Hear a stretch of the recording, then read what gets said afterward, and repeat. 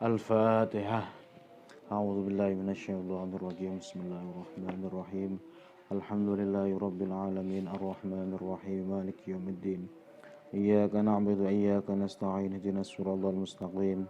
Siratal ladzina an'amta 'alaihim ghairil maghdubi 'alaihim waladdallin. Amin. Bismillahirrahmanirrahim. Bismillahirrahmanirrahim. Wassalatu wassalamu ala Rasulillah. La haula wa la quwata illa billah amma ba'du. Qala al-muallif rahimallahu ta'ala wa nafa'ana bihi wa bi'ulumihi fid daraini amin. Allahumma salli wa sallim wa barik alaihi. Fa'aqulu huwa sayyiduna Muhammad ibn Abdullah ibn Abdul Muttalib wasmuhu Syaibatul hamdi khumidat khisaluhu saniyah. Bismillahirrahmanirrahim. Fa'akulu mongko ngendika sapa ingsun. Kalau di sebagian redaksi enggak ada wabakdunya ya. Tapi kalau dicetakan kita berjanji pada umumnya ya ada wabakdunya. Kalau ada wabakdunya berarti tinggal dimaknai saja. Wabakdu lan ing dalam sawise maca bismillah, hamdalah, solawat. Fa'akulu maka nuli ngendika sapa ingsun. Ingsune berarti Kiai Musannef Sayyid Ja'far Al-Barzanji. Beliau dawuh huwa utawi kelakuan iku sayyiduna utawi bendoro kita. Muhammadun iku Kanjeng Nabi Muhammad. Nah, dalam yang kedua ini menjelaskan tentang nasab-nasab beliau Rasulullah yang mulia. Nabi kita, junjungan kita namanya Muhammad sallallahu alaihi wasallam. Muhammad itu dari kata hammada yuhammidu tahmidan. Tahmadan tihmadan Muhammadan fahuwa Muhammidun wadhaka Muhammadun. Isim maf'ul ya. Kalau dalam ilmu tasrifan isim maf'ul. Muhammadun orang yang banyak dipujinya, orang yang banyak terpujinya. Dari akar kata atau sulasi mujaradnya itu hamida yahmadu hamdan. Kalau hamidah yahmadu hamdan itu memuji. Tapi kalau diikutkan wazan fa'ala, ditad'if, ditasdid, hamada, itu maknanya berubah ada qasdul mubalaghah. Berarti orang yang banyak memujinya. Sehingga lafadz Muhammad itu diartikan sebagai orang yang banyak dipujinya. Karena memiliki perilaku-perilaku yang banyak terpujinya. Makanya beliau dinamakan Muhammad ya. Jadi Muhammad itu ya secara enggak langsung ketika kita menyebut beliau kita sudah memuji beliau. Ketika kita mengatakan wahai Muhammad berarti kan wahai orang yang terpuji. Wahai orang yang sangat terpuji. Berarti secara enggak langsung ketika kita menyebut Muhammad, Nabi Muhammad itu sudah memuji beliau. Lah banyak keistimewaan atau kekhususan nama Muhammad itu sendiri. Ini banyak keistimewaannya ya. Di antaranya Muhammad itu tulisannya hurufnya itu ada 4. Mim, ha, mim, dal. Sama seperti lafdzul jalalah ya. Sama seperti lafdzul jalalah lafadz Allah. Lafadz Allah hamzah, lam, ha. Dicocok, muafik ya, sesuai. Itu diantara keistimewaannya. Di banyak nama-nama Nabi Muhammad. Nama Nabi Muhammad itu banyak sekali ya. Bahkan dalam kitab Dalailul Khairat itu ada sekitar kalau nggak salah 201 nama Nabi Muhammad. Beliau juga disebut Ahmad ya. Beliau juga disebut Abul Qasim dan lain sebagainya. Tapi yang paling masyhur dan yang paling mulia yaitu nama Muhammad. Sehingga dalam tauhid pun, dalam syahadat pun yang dicantumkan adalah nama Muhammad. Nah itu diantara keistimewaan nama nama Muhammad. Dan di antara lagi ada keistimewaannya. Kata sebuah hadis dalam riwayat dikatakan, man wulidalahu mauludun fasammahu Muhammadan hubban li wa tabarrukan li bi ismi kana huwa wa mauluduhu fil jannah. Kata Nabi, barang siapa yang memiliki anak kemudian dinamai Muhammad karena cinta kepadaku dan karena ingin mengambil berkah dengan namaku, kana huwa wa mauluduhu fil jannah, maka dia dan anaknya kelak akan masuk ke dalam surganya Allah. Jadi nama Muhammad ada nilai plusnya tersendiri, ya. Ada nilai plusnya sendiri yang sehingga ada jaminan masuk surga bagi orang yang diberi nama Muhammad. Ya, Muhammad itu memiliki nama yang istimewa. Jadi segala sesuatu yang berhubungan dengan Nabi Muhammad pasti akan mendapat kemuliaan. Makanya kita perlu mengambil berkah kepada nama Nabi Muhammad sallallahu alaihi wasallam. Ibnu Abdillahi kang dadi putrane Abdullah. Ibnu Abdillahi kang dadi putrane Abdullah. Kanjeng Nabi Muhammad putra dari Abdullah. Ayahnya Nabi Muhammad bernama Abdullah. Beliau, ya, orang tuanya Nabi Muhammad yang bernama Abdullah ini ada nur yang terpancar dari diri beliau, Sayyid Abdullah, yang sehingga ketika beliau berjalan di malam hari, asyraqatil anwar mim baini ainaihi. Ketika Abdullah berjalan di malam hari, maka di antara kedua matanya itu akan bersinar nur yang sangat terang. Bahkan ketika beliau berjalan di siang hari, aroma tubuhnya luar biasa seperti bauan-bauan minyak misik. Ya. Ketika berjalan di malam hari, beliau sinar keluar dari di antara kedua matanya. Saking bersinarnya beliau Sayyid Abdullah sehingga penduduk kota Mekah menyebut beliau sebagai Misbahul Haram, lenteranya tanah haram, likathrati nurihi, karena nur beliau banyak. Jadi beliau membawa nur Muhammad sallallahu alaihi wasallam. Jadi beliau sosok orang yang paling berbudi luhur, orang yang paling sopan. Dan tidak hanya itu saja, beliau Sayyid Abdullah orang yang paling tampan pada zaman itu. Orang yang paling gagah, orang yang paling tampan pada zaman itu. Yang sehingga banyak wanita yang ketika melihatnya pasti akan merasa terpikat. Kalau ada wanita kok melihat Sayyid Abdullah pasti akan merasa senang, pasti akan naksir. Karena apa?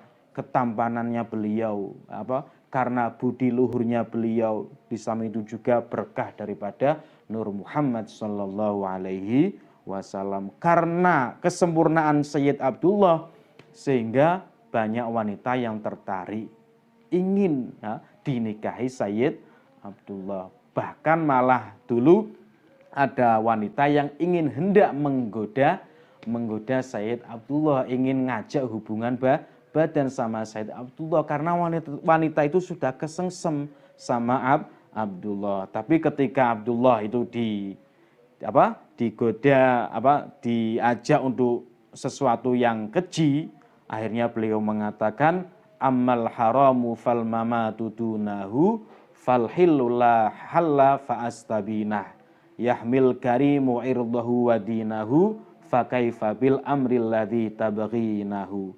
Kata Sayyid Abdullah, daripada saya menjalankan sesuatu yang haram, mending aku mati saja.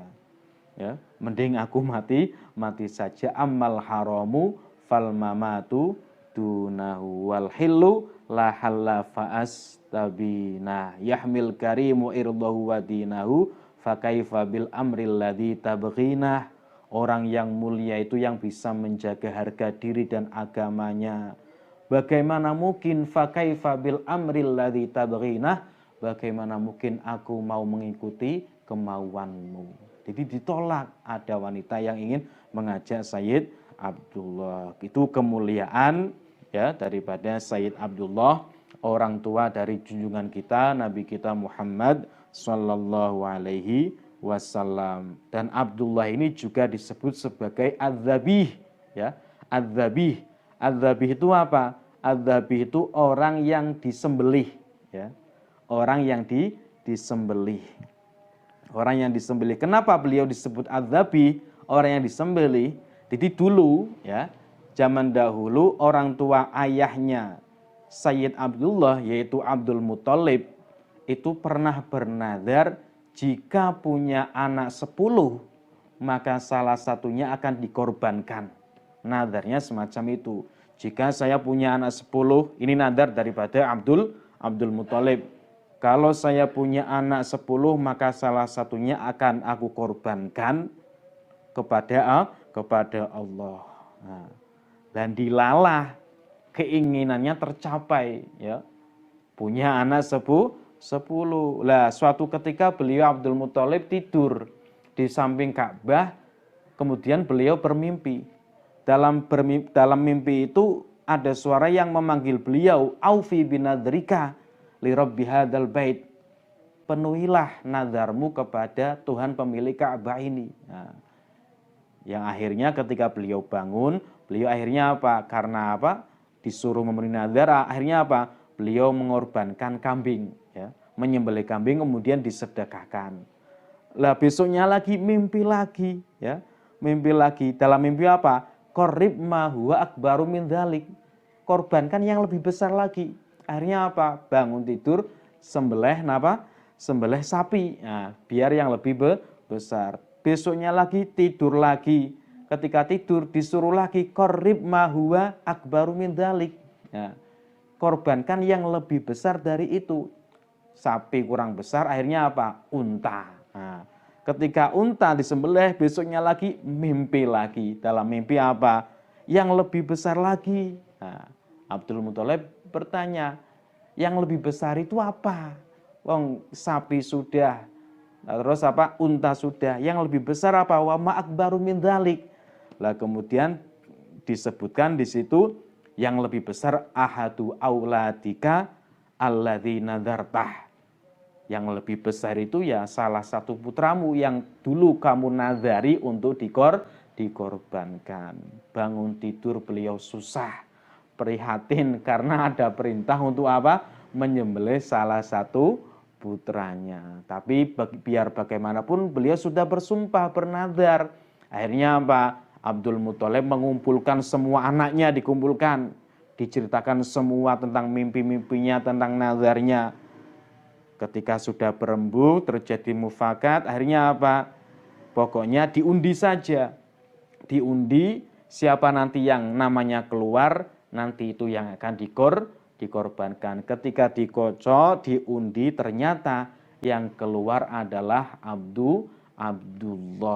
Padahal Abdullah itu adalah anak kinasihnya Sayyid Abdul Muthalib. Anak yang paling dicintai oleh Abdul Muthalib ya Sayyid Abdullah. Beliau susah lagi, ternyata yang keluar malah Abdullah. Akhirnya beliau berdoa kepada Allah, Abdul Muthalib, ya, berdoa, Allahumma huwa aumi'atun minal ibil, ya Allah, ya. Ya Allah, Sayyid Abdullah atau 100 unta saja yang saya sembelih. Nah, akhirnya dikocok lagi. Setelah dikocok lagi, yang keluar apa? Yang keluar unta. Akhirnya beliau sebagai tebusan dari nazar beliau menyembelih 100 unta. Nah, tetap beliau tidak jadi menyembelih putranya yang bernama Sayyid Abdullah, ya. Makanya Nabi pernah mengatakan ana ibnu dzabihain, ya. Ana ibnu dzabihain. Saya adalah putra dari dua orang yang disembelih. Adzabihul awal Ismail, ya. Yang pertama ya Nabi Ismail, ya. Ismail kan leluhurnya Kanjeng Nabi Muhammad. Yang kedua adalah Sayyid Abdullah, ya. Muhammad bin Abdullah ibni Abdul Muttalibi. Ibnu Abdul Muttalibi kang dadi putrane Abdul Muttalib. Kakeknya Nabi yang pertama bernama Abdul Muthalib. Abdul Muthalib ini sebenarnya bukan nama asli, ya, bukan nama asli. Lah kenapa beliau disebut sebagai Abdul Muthalib? Jadi suatu saat pamannya Abdul Muthalib itu namanya Muthalib. Nah, pamannya Abdul Muthalib itu namanya Muthalib. Suatu ketika Muthalib itu datang dari Madinah ke Mekah memboncengkan Abdul Muthalib, diboncengkan Abdul Muthalib sama pamannya yang bernama Muthalib. Lah waktu itu Abdul Muthalib masih kecil. Dan waktu itu pula yang dipakai Abdul Muthalib adalah pakaian yang usang. Pakaian yang usang, yang lusuh. Ya. Sehingga ketika beliau dalam perjalanan menuju ke Mekah, beliau ditanya orang, itu siapa? Kok pakaiannya seperti itu, compang-camping, enggak rapi. Nah, akhirnya karena merasa malu pamannya itu, beliau mengatakan, huwa abdi. Nah, dia adalah budakku. Nah, dia adalah budakku. Baru kemudian setelah beliau sampai ke Madinah, ya, Abdul Muthalib ini dipakaikan pakaian yang baik, yang bagus. Makanya dia disebut siapa? Dia disebut Abdul Muthalib, budaknya Muthalib. Karena pamannya Abdul Muthalib pernah mengatakan huwa abdi, ya. Huwa abdi, dia adalah budakku. Tidak mengatakan huwa ibnu akhi, ya. Tidak mengatakan dia adalah keponakanku. Nah, itu diantara sebab mengapa beliau disebut sebagai Abdul Muthalib. Ya, Abdul Muthalib itu orang yang sangat dermawan. Fakir miskin dikasih makan, ya. Tidak hanya fakir miskin saja, bahkan hewan-hewan burung, hewan-hewan liar yang ada di puncak gunung pun selalu dikasih makan oleh Abdul Muthalib. Karena kedermawaannya Abdul Muthalib, sehingga Abdul Muthalib juga disebut sebagai dengan nama Fayyad, Al-Fayyad, orang yang sangat dermawan. Wa ismuhu utawi asmone Abdul Muthalib iku Syaibatul Hamdi, iku Syaibatul Hamdi. Nama asli Abdul Muthalib adalah Syaibatul Hamdi. Syaibah itu artinya uban. Artinya uban. Mengapa beliau namanya Syaibah? Karena ketika Abdul Muthalib lahir, ada satu rambut yang berwarna putih. Makanya dinamakan Syaibah. Lah Syaibah disandarkan dengan lafadz alhamdu. Alhamdu pujian. Nah, karena apa? Harapannya ya biar nanti dia menjadi orang yang terpuji. Syaibatul Hamdi, ubannya pujian. Ya. Ya sama.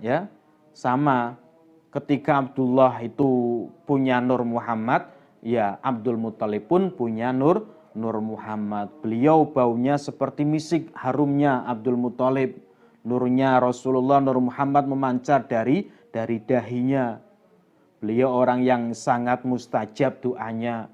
Sehingga suatu saat ketika orang-orang Quraisy mengalami paceklik, mengalami kemarau panjang, beliau mengajak Abdul Muthalib ke atas gunung. Di sana istisqa, minta hujan dengan perantara Abdul Muthalib. Karena beliau membawa Nur Muhammad, sehingga ketika berdoa langsung turunlah hujan. Ini diantara keistimewaannya Abdul Muthalib. Humidat dan puji apa khisaluhu, piro-piro pekertine, piro-piro prilakune Abdul Muthalib, Syaibatul Hamdi, as-saniyatu kang luhur utawa kang mencorong. Lah ini mengapa dinamakan Syaibatul Hamdi, ada hamdinya karena humidat khisaluhus saniyah, perilakunya terpuji. Abdul Muthalib menurut riwayat hidupnya usianya 140 tahun. Ibni Hashimin kang dedi putrane Hashim. Kakek kedua dari Kanjeng Nabi Muhammad adalah Hashim. Hashim juga bukan nama asli. Hashim itu secara arti maknanya itu orang yang memecahkan. Hashim itu orang yang memecah. Mengapa beliau disebut Hashim? Karena beliau orang yang pertama kali memecahkan roti dan daging dibuat jadi sebuah makanan yang disebut tharid, ya. Tharid itu semacam bubur yang terbuat dari daging dan roti. Lah beliaulah Hashim ini yang pertama kali membuat makanan yang bernama tharid pada waktu musim kemarau yang kemudian dibagikan kepada masyarakat. Hashim, ya. Hashim di antara kelebihannya beliau lagi apa? Wala yarau ahadun illa qabbala yadah, ya. Jadi beliau itu memiliki nur yang memancar dari wajahnya beliau yang sehingga ketika ada orang melihat beliau Hashim, melihat nur Muhammad ada pada diri Hashim, illa qabbala yadah, maka orang itu akan mencium tangannya. Wala yamurru bisyai'in illa sajadalah. Ketika beliau melewati sesuatu, maka sesuatu itu akan sujud kepada Hashim. Ketika melewati pohon itu akan sujud kepada Hashim. Karena apa? Di wajah beliau Hashim ada nur Muhammad sallallahu alaihi wasallam. Beliau tidak hanya tampan, tidak hanya berwibawa, tidak hanya dermawan. Beliau juga memiliki nur Muhammad yang sehingga banyak orang yang tertarik kepada beliau. Bahkan sampai-sampai banyak para tokoh-tokoh besar yang menawarkan putrinya untuk dinikahkan kepada Hashim, ya. Banyak orang-orang besar yang ingin bangsawan, para tokoh pemuka agama ingin menjadikan mantu Hashim. Di antaranya siapa? Di antaranya adalah Raja Romawi yang bernama Heraklu atau Hercules. Itu juga pernah datang kepada Sayyid Hashim menawarkan putrinya. Kata Raja Heraklu, Hercules, Raja Romawi itu, li ibnatun, ya, li ibnatun lam talidin nisa ajmala minha wala abha wajhan. Hashim, saya punya putri yang kecantikannya tiada duanya di dunia ini. Sudikah engkau menikahinya? Nah, karena aku melihat, karena aku sudah mendengar bahwasanya engkau yang dermawan, orang yang berbudi luhur, orang yang mulia, dan juga saya mengetahui pada dirimu ada nur Muhammad sesuai yang tercantum dalam kitab Injil. Tapi meskipun Sayyid Hashim itu ditawari demikian, tapi beliau enggan untuk menerima pinangannya Raja Hercules, Raja Romawi. Wa ismuhu utawi asmone Hashim. Nama aslinya Hashim adalah Amrun iku Amr, nama aslinya Amr. Kemudian mendapat julukan Hashim. Ibni Abdi Manafin kang dadi putrane Abdi Manaf. Kang dadi putrane Abdi Manaf. Wasmuhu tawi asmone Abdi Manaf. Nah, Abdi Manaf ini adalah kakek ketiganya Rasulullah. Dan pada Abdi Manaf inilah nasabnya Imam Syafi'i bertemu dengan nasabnya Imam Kanjeng Nabi Muhammad. Jadi nasabnya Rasulullah, ya, bertemu dengan nasabnya Imam Syafi'i itu pada Abdi Manaf. Karena kan nama aslinya Imam Syafi'i kan Muhammad bin Idris. Kalau diruntutkan sampai ke atas, Muhammad bin Idris bin Abbas bin Utsman bin Syafi' bin Sa'ib bin Ubaid bin Abdu Yazid bin Hashim bin Muthalib bin Abdu Manaf. Jadi Imam Syafi'i masih orang Quraisy, tapi bukan duriyahnya Nabi Muhammad Imam Syafi'i.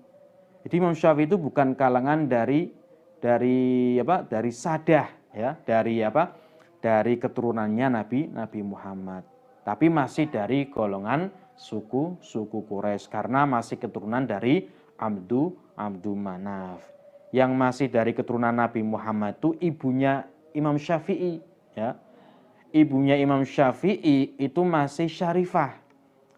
Tapi ayahnya Imam Syafi'i itu bukan Habib, bukan Syarif.